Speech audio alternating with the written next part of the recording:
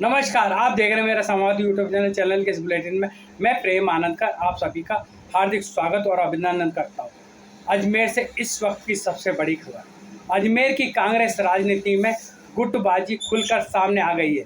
कांग्रेस के महासचिव सचिन पायलट खेमे के कांग्रेसियों की हुई बैठक में पूर्व मुख्यमंत्री अशोक गहलोत खेमे के राजस्थान पर्यटन विकास निगम के पूर्व अध्यक्ष धर्मेंद्र सिंह राठौड़ के खिलाफ निंदा प्रस्ताव पारित कर दिया गया।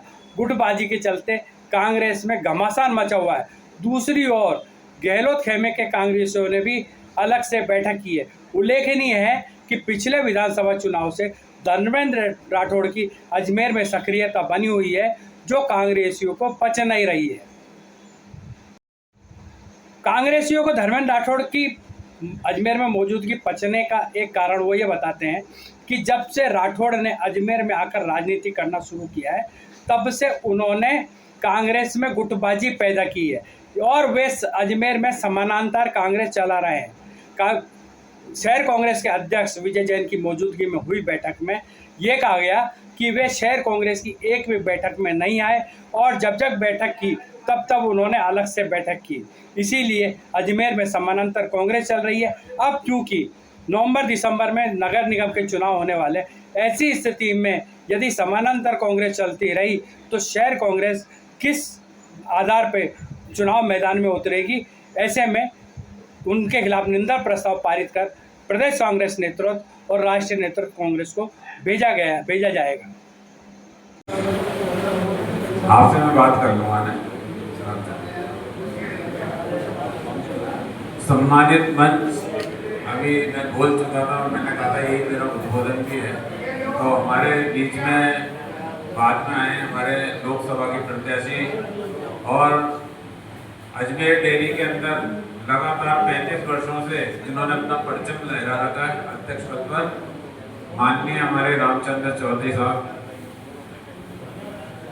सामने उपस्थित मेरे सभी साथियों, कांग्रेस की नीट की हड्डियां, माताओं बहनों, सबने अपनी अपनी बात रख दी। सब्जेक्ट आपको बता ही दिया था, चौधरी साहब आप नहीं थे जो हमने हमारी बात रखी थी कि हम एक बूथ पर 10 व्यक्ति बनाएंगे, जिसमें हम ये नहीं कह रहे कि यूथ के अलग हैं, महिला कांग्रेस के अलग हैं, या ब्लॉक अपनी तरफ से बना रहे हैं, पार्षद अपनी सबके सामूहिक रूप से हम एक बूथ पे 10 जनों को बनाने का टारगेट हम रख रहे हैं। उसके लिए जिला कांग्रेस कमेटी अपने पदाधिकारियों को हर वार्ड के अंदर भी जिम्मेदारी सौंपेगी कि उस वार्ड की जिम्मेदारी उसकी है मजबूत करने की और हर बूथ पे जो है बूथ उनके हमारे जो है कार्यकर्ता बनाने की।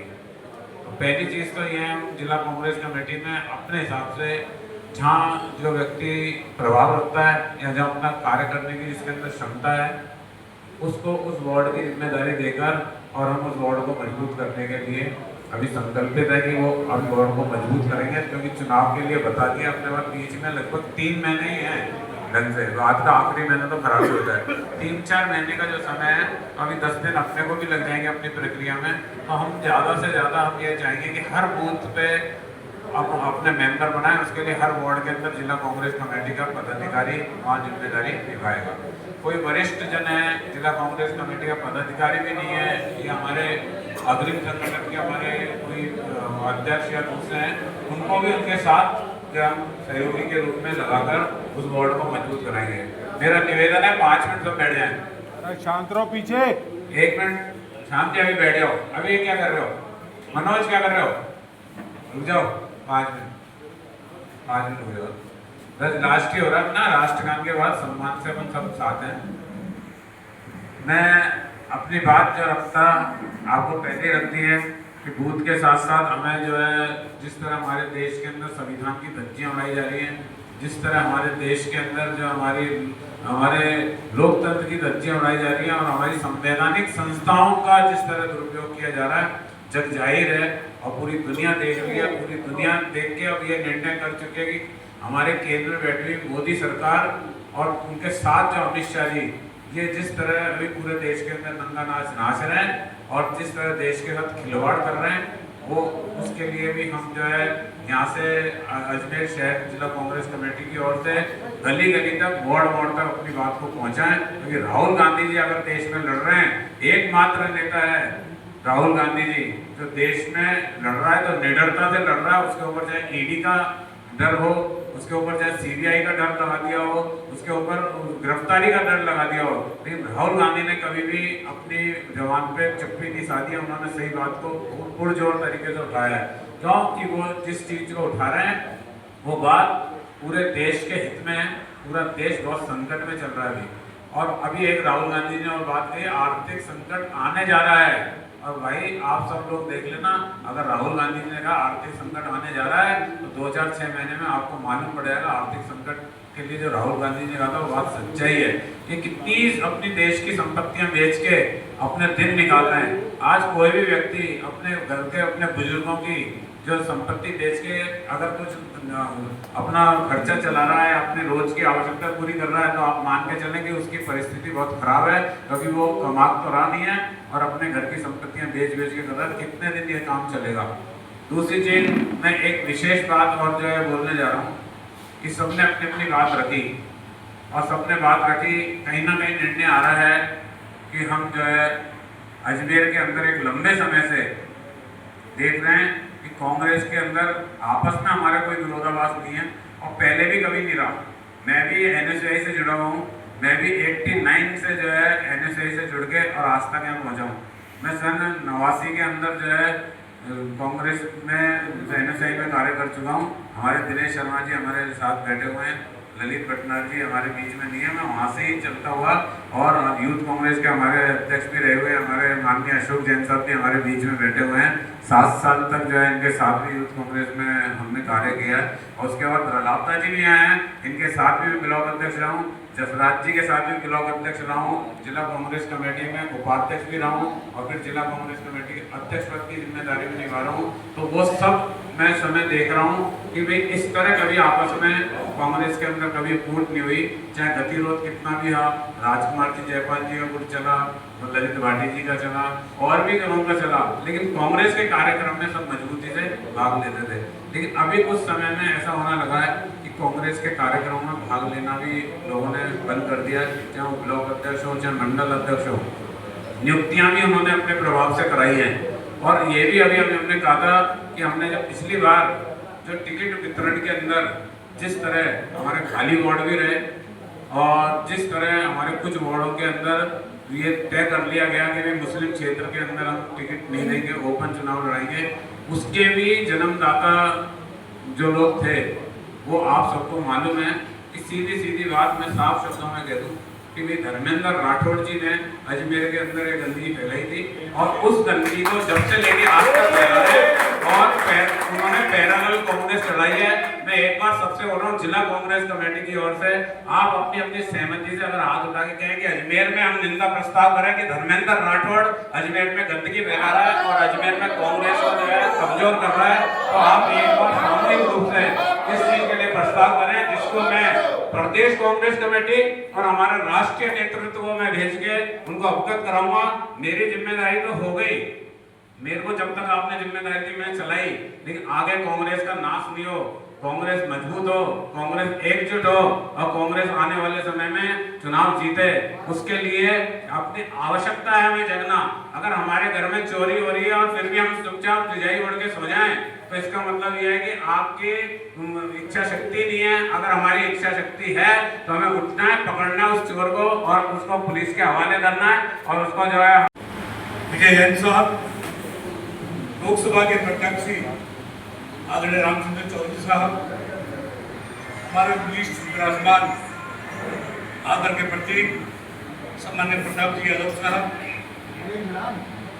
इसमें इंदौरानी जी, मंजू बलाई जी, जो कांग्रेस के अध्यक्ष, मोहित जी, सेवादल के अध्यक्ष, ईशराज जी, मेरे सामने बैठे हुए तमाम साथियों, आपसे बात करने से पहले एक बात कहना चाहूंगा अध्यक्ष जी कि धर्म की बात करें या प्रकृति। जब अपन बैठते हैं तुम्हें पर्वी की बात करनी हो तो फिर पुलवामा की बात करूं, अगर पर्वी की बात करनी हो तो देश के संविधान की बात करूं, और धर्म की बात करनी हो तो फिर कांग्रेस की बात करूं।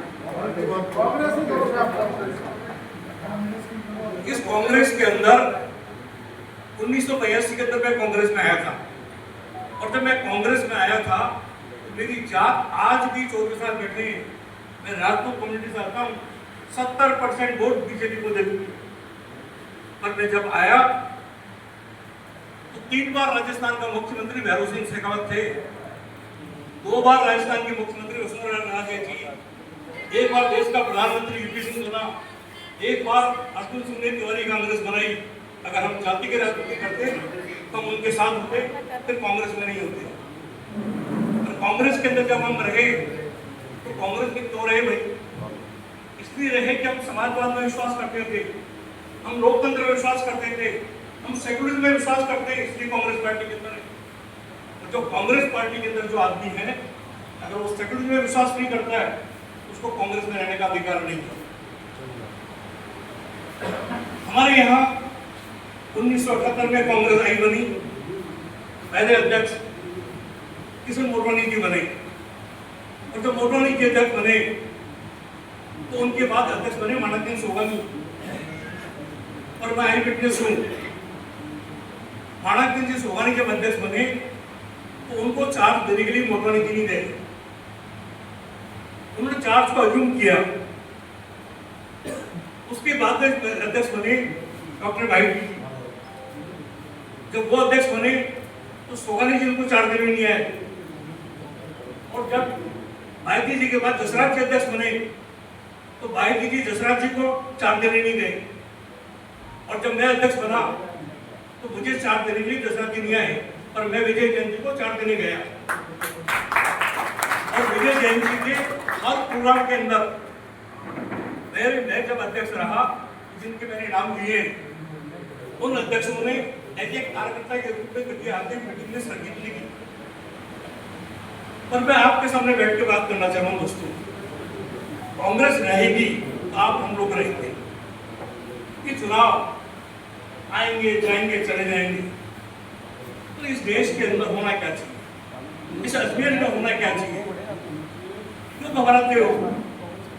मैंने विधानसभा का चुनाव लड़ा नहीं, मैंने विधानसभा का चुनाव लड़ा 11 के, आप तो कह रहे हो आपकी मीटिंग में नहीं है अध्यक्ष जी, मेरे तो यहाँ 11 के 11 मंडलाध्यक्ष नहीं थे, मेरे यहाँ दोनों के दोनों ब्लॉक अध्यक्ष नहीं थे, तो भी चुनाव लड़ाने, तो चुनाव लड़ा दमदारी के साथ लड़ाने, और दमदारी के साथ लड़कर कौन से बूथ पे कमजोर पड़ा? क्यों घबराते हो? इतना कांग्रेस का कार्यकर्ता नीचे बैठा है, हाथ उठाने की जरूरत है, उसे सहयोग मांगने की जरूरत है, ऑटोमेटिक निकल के आता है, वो मदद करता है, वो मदद नहीं करता। अध्यक्ष जी ने एक बात कही कि रघु शर्मा जी यहाँ चुनाव लड़े तो उत्तर में चुनाव जीते।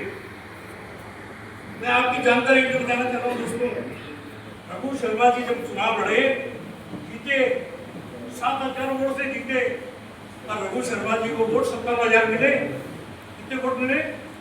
57,000, और मुझे वोट मिले 59,251।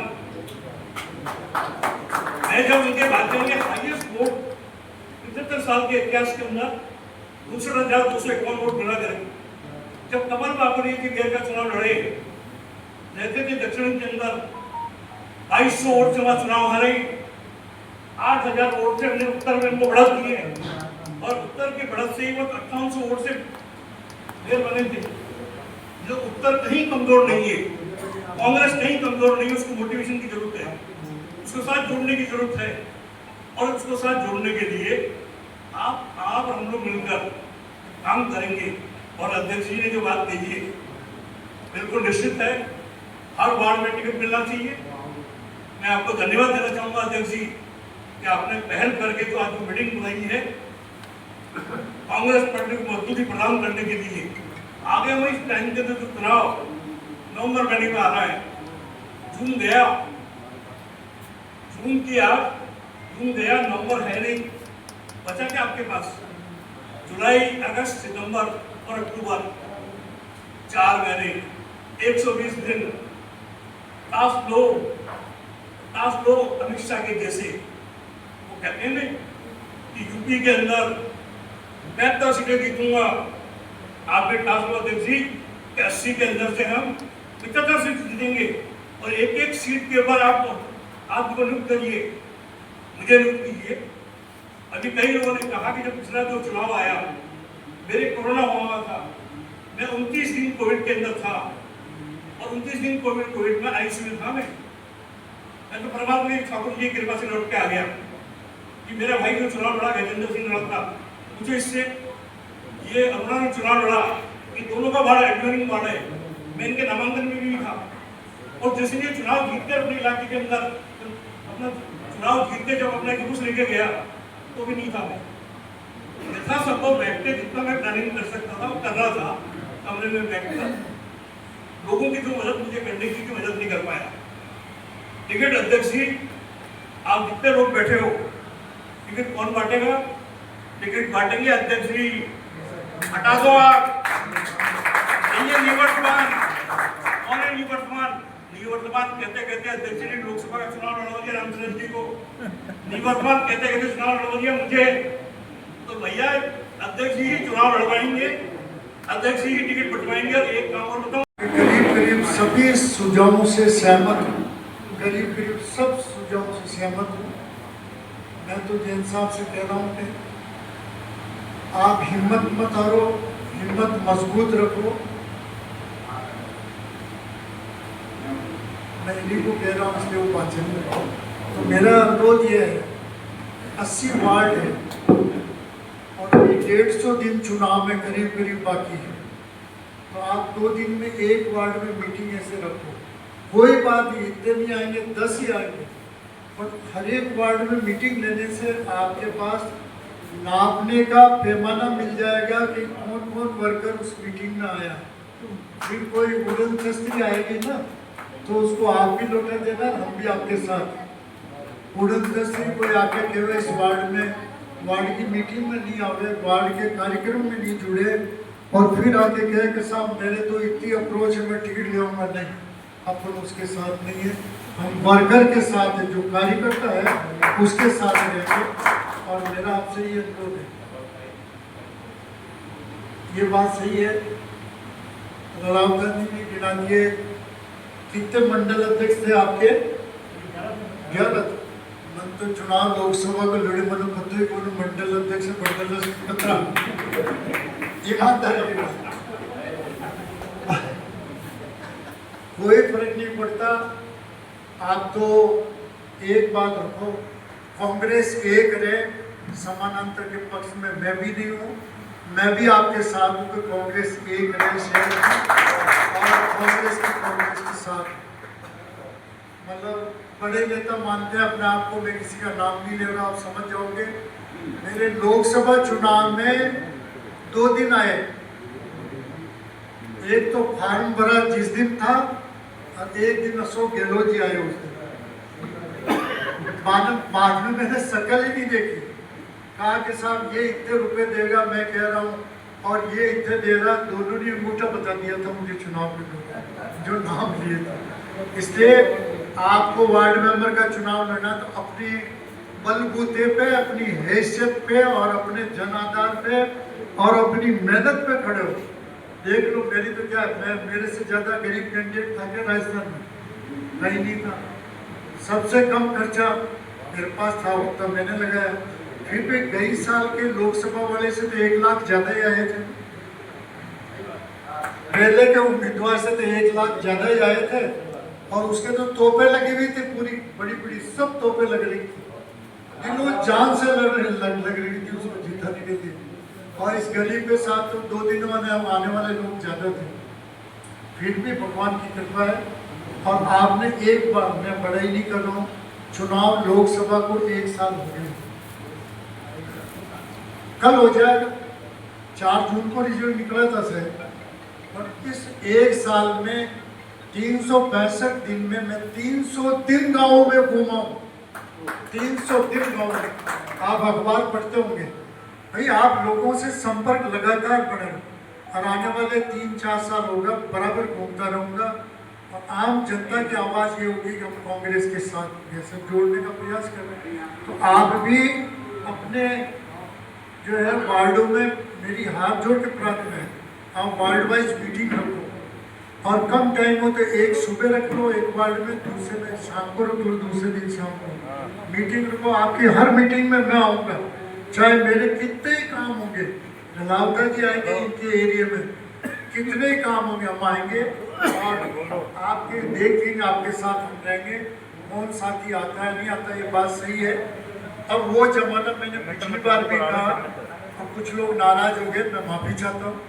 परंतु मैं ये कहता हूँ कि बहुत से आदमी सोचते कि मैं फलाना का आदमी टिकट ले आऊँगा, मैं फलाना का आदमी टिकट ले आऊँगा। टिकट तो हमारा सबका प्रयास होगा, जिसका जन आधार होगा, जमीन से जुड़ा हुआ है, उसके पक्ष में हम रहेंगे, उसी को टिकट दिलाने की कोशिश करेंगे जिससे कांग्रेस मजबूत रहे। ये बात सही है, मैं किसी का नाम नहीं लेता हूँ, 1 2 3 एग्जाम्पल बताता हूँ आपके वार्ड मेंबर। वो वार्ड मेंबर अपने चुनाव में जीत जाते हैं, वार्ड मेंबर अपने चुनाव में जीत जाते हैं, और मेरे चुनाव में कांग्रेस 1,500 से हार जाती है उनके वार्ड से।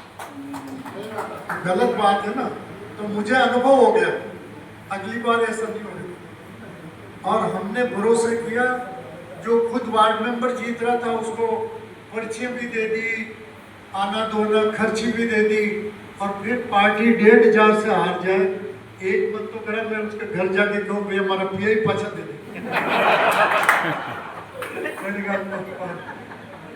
कोई बात नहीं, पर मेरे नॉलेज में, इसलिए मैं आपसे कह रहा हूँ, आपको शहर की बहुत अच्छी स्टडी है, मैं आपको बधाई दे रहा हूँ। ये लोग निर्वाचन कह रहे हैं, जब तक नया आपके जो है मुख्यमंत्री, यदि सर वापस चुनाव होते हैं मुख्यमंत्री रहता तो गवर्नमेंट कहती राज्यपाल आप ही काम करो आगे तक, तो आप वो राज्यपाल को निर्वतमान कौन कहता है, मुख्यमंत्री बोल कहलाता है। तो आप दमंग होकर काम करो, ठीक है ना। और अपना सब कार्यकर्ता आपके साथ हैं, और जो लोग गलत फहमी है कि इसको पलट देंगे उसको पलट देंगे, वो नहीं, चलने वाली नहीं है। जन आधार होना चाहिए, राहुल जी से प्रेरणा लेना हमको।